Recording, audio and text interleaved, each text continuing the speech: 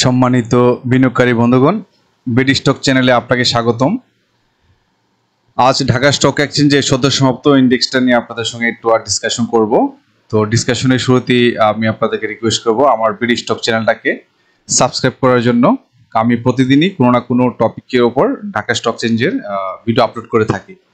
তো thank you again, welcome to my channel BD stock for attending discussion. তো আজকে Dhaka stock এক্সচেঞ্জের index close হয়েছে ৫,৮৬৮ পয়েন্টে, যা গত দিনের তুলনায় 64.3 পয়েন্ট কমে চেঞ্জ আসছে -1.08%।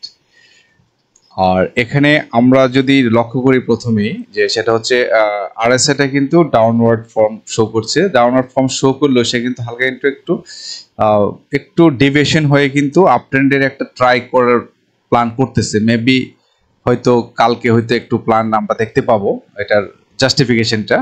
আর পাশাপাশি এমএসসিডিটা যদি লক্ষ্য করি, তাহলে এমএসসিডি কিন্তু ডাউনওয়ার্ড শো করতেছে। Just say try to downward form, এবং ভলিউমটা কিন্তু গতকালকের তুলনায় কিন্তু ভলিউমটা কমে আসছে। তো এখন আমরা ফোকাস করব যে আসলে ক্যান্ডেল চার্টে কি আমরা দেখতে পাচ্ছি, বা আমাদের আগামী কালকে ইন্ডেক্সটা কেমন আচরণ করতে বা কোথায় যেতে পারে। তো আজকে যে সদ্য সমাপ্ত হওয়া যে ক্যান্ডেল আমরা এখানে দেখতে পাচ্ছি, এটা মিন করতেছে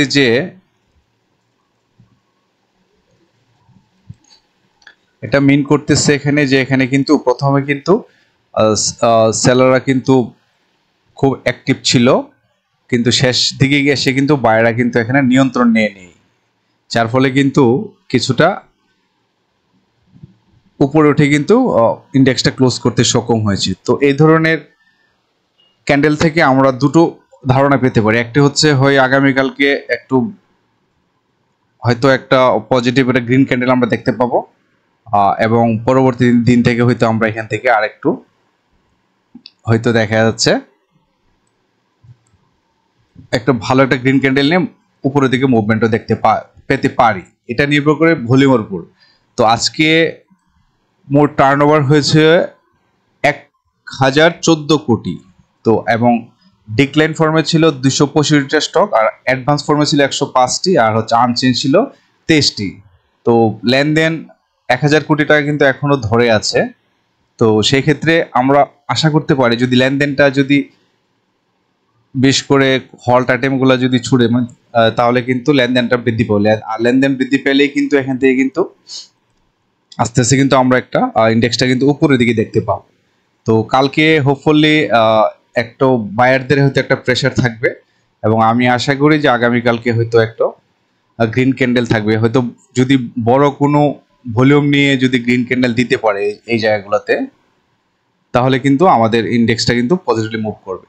আর যদি বর্তমান যে সাপোর্টটা আছে এখান থেকে যে সাপোর্টটা যদি ভেঙে ফেলে, তাহলে পরবর্তীতে আমরা যেটা দেখতে পাবো সেটা হচ্ছে 5,800 লেভেলে হয়তো এখানে একটা সাপোর্ট সে পাবে।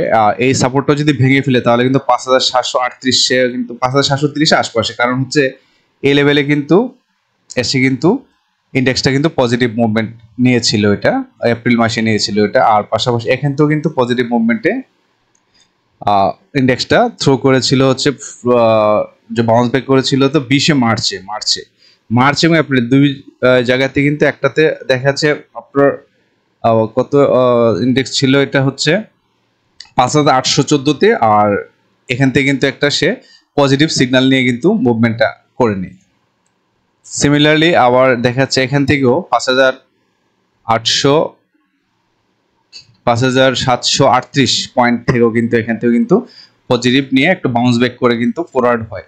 তো সেই জন্য আমরা আশা করব যে আগামীকালকে যদি কারেকশন আসেও, তাহলে কিন্তু সাপোর্ট পাবে 5,800 লেভেলে, একটা 5,810, 15, 16 লেভেল, 20 এই লেভেলে। আর একটা এই সাপোর্টটা যদি ভেঙে ফেলে, তাহলে কিন্তু 5,738-এ একটা সাপোর্ট। তো আমার ধারণা 5,738 নাও আসতে পারে, কারণ কালকে যদি বায়াররা যদি ভালো ভলিউমে যদি বাই করে, তাহলে কিন্তু আমরা সিনারিওতে একটা গ্রিন সিগন্যাল এটা পাবো। গ্রিন সিগন্যাল পেয়ে কিন্তু আস্তে আস্তে কিন্তু এটা উপরে দিকে একটা চান্স আছে মুভ করার।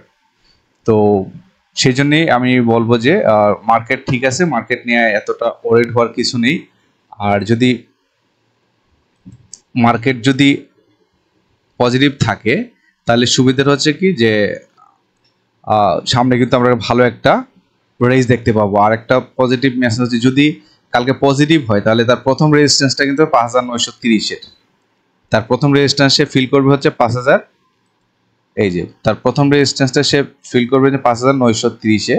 দেন হচ্ছে তার আরেকটা রেজিস্ট্যান্স পাবে 6017-তে, আর 6200 হচ্ছে তার রিসেন্টলি যেটা হাই ক্রিয়েট করে কারেকশনে চলে আসে। তো এইটা 6200 ক্রস করার পরে কিন্তু সেই যে 2024-এ যে সর্বোচ্চটা দেখাচ্ছিল ইন্ডেক্সটা ছিল হচ্ছে 6473টা কিন্তু সে টাচ করতে পারবে যদি সে 6200 যেটা রিসেন্টলি যেটা ক্রিয়েট করেছিল হাইয়েস্ট ওটাকে যদি ক্রস করতে পারে। এটা হয়েছে 6216-তে, এটা ক্রস করলেই কিন্তু 6475-এর যে রেজিস্ট্যান্সটা আছে এটা কিন্তু ক্রস করে কিন্তু নিউ হাই নিয়ে একটা মুভ করতে পারবে।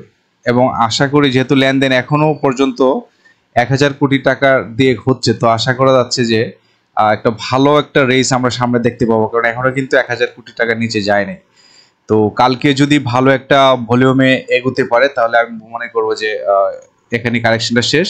আর তারপর যদি কোনো কারণে কারেকশন হয়ও তাহলে আমার মনে হয় 5700-র নিচে যাওয়ার স্কোপটা কম, কারণ ভলিউম যদি এভাবে ধরে রাখতে পারে 1000+ তাহলে কিন্তু একটা ভালো আমরা মার্কেট সামনে দেখতে পাবো। তো এই হচ্ছে মেসেজ। তো আরএসআইটা আমি আবার বলি, আরএসআইটা কিন্তু একটু টার্ন করে সে কিন্তু উপরের দিকে যাওয়ার একটা প্ল্যান করে সাধারণত আর করে আছে, কিন্তু এমএসসিটা কিন্তু আবার সিগন্যাল দিচ্ছে না। তো সেক্ষেত্রে কালকের ভলিউমটার উপর অনেক কিছু নির্ভর করবে। এই যে এমএসসিটা কিন্তু অলরেডি সে কিন্তু ডাউন ফর্মে একটা সিগন্যাল দিচ্ছে। তো সেই জন্যই কালকে যদি ভালো ভলিউমে লেনদেন হয় তাহলে কিন্তু আমরা হয়তো একটা পজিটিভ মুভমেন্ট দেখে একটা আমাদের কারেকশনের শেষ অবস্থা। তো হ্যাঁ, কালকে অবশ্যই এখানে যদি গ্রিন ক্যান্ডেল একটা শো করে তাহলে কিন্তু আমরা বুঝে নেব যে হ্যাঁ হয়তো আমাদের মার্কেটটা কারেকশন শেষ পর্যায়ে আছে। তো সেই ক্ষেত্রে আমি সবাইকে বলবো যে আপনারা একটু অবজার্ভ করুন, বাই সেল করার ক্ষেত্রে অবশ্যই একটু পজিটিভ মুভমেন্টে থাকবেন, কারণ এখনো কিন্তু ডাউনফল শেষ হয় নাই। তো ডাউনফল শেষ হতে গেলে কিন্তু অবশ্যই আগামী একটা ভালো একটা ভলিউমে গ্রিন সিগন্যাল দেবে, দেন কিন্তু আপনি এখান থেকে হয়তো একটা সিগন্যাল পেতে পারেন। আর শুধু এখন মার্কেট অবজার্ভ না করে যদি ভালো ইনভেস্ট করে ফেলেন তাহলে কিন্তু হয়তো আপনি পরবর্তীতে হয়তো এটা আপনার জন্য একটা চাপে পড়ে যেতে পারেন। সেই জন্য আমি বলবো যে একটু ধৈর্য ধারণ করুন কয়েকটা দিন, কারণ ইনভেস্ট করার পরে লাভ লস দুটোই আপনার। তো আপনাকেই ভেবেচিন্তে ডিসিশন নিতে হবে। তো আজকের এবং আগামীকালকে ফোরকাস্ট নিয়ে ছিল ঢাকা স্টক এক্সচেঞ্জের নিয়ে কথা বলা। তো আলোচনার শেষে আমি আপনাদেরকে আবার রিকোয়েস্ট করবো আমার ভিডিও স্টক চ্যানেল সাবস্ক্রাইব করে রাখবেন। আর হয়তো আগামীকালকে নতুন কোনো টপিক নিয়ে আপনাদের সামনে হাজির হব। ততক্ষণ সবাই ভালো থাকবেন। আসসালামু আলাইকুম।